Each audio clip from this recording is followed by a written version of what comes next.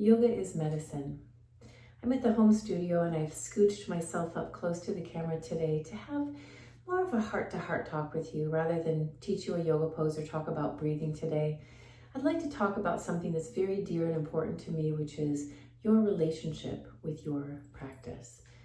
For many years, I've described it to my students at the Shala as is a love relationship, as if it was the partner that you have, that we fall in love with, and you can all remember when you came to your first yoga, your first Ashtanga class, and you fell in love with it, even if you weren't good at it first, but something kept pulling you back. And the more you did the practice, the more you developed this relationship that, like any relationship, it has its ebbs and flows. It has its times where you're like, I want to try hard. I love you. I want to get better at this relationship I had with you. And other times it feels like a plateau, a lull, and other times where you're downright upset with your relationship. You're upset with your yoga practice. And all of that is just part of the journey, part of the process. And so as a teacher, as perhaps your teacher, what I want to do is to welcome you to fully experience that process and to know that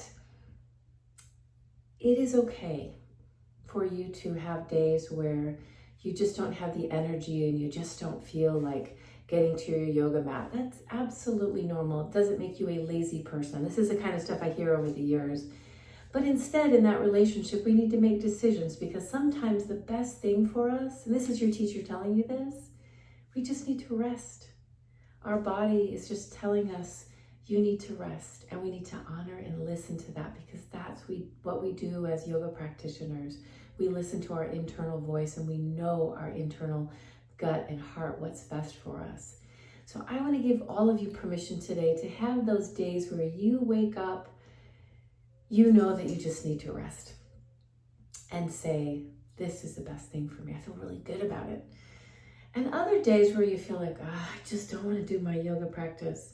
And you come to your mat anyway, because something is pulling you and you feel like it's going to be good. It's going to help you if I could just get to my yoga mat today. And maybe you do a short practice, not your full hour, not your full hour and a half, but you do a shorter practice because that's what you could do that day. And what I want to say to you is, that's perfect.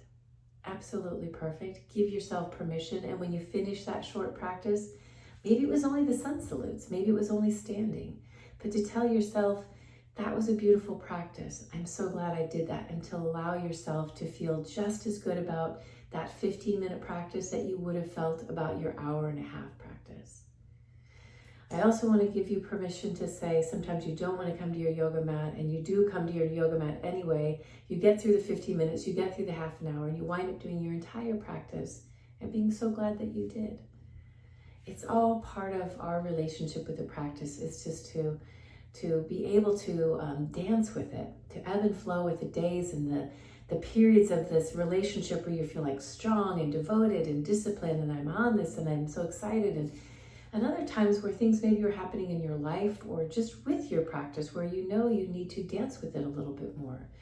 Sometimes life is just so challenging for us. We feel so drained we don't have anything to give to the practice. And other times the practice is what fuels us for the difficult parts of our life. I want to give you permission to experience all of what it has to give you, because it is so wide that it can hold all of that for you.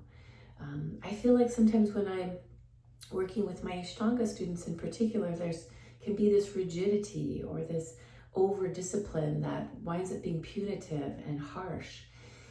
And I always said, I'm not that teacher, and I don't think Ashtanga is that teacher. It's a teacher that says, as my dear friend Shelley Washington has always said, it's like a mother who always welcomes you back. A very loving, very kind mother that says, oh, there you are, welcome home.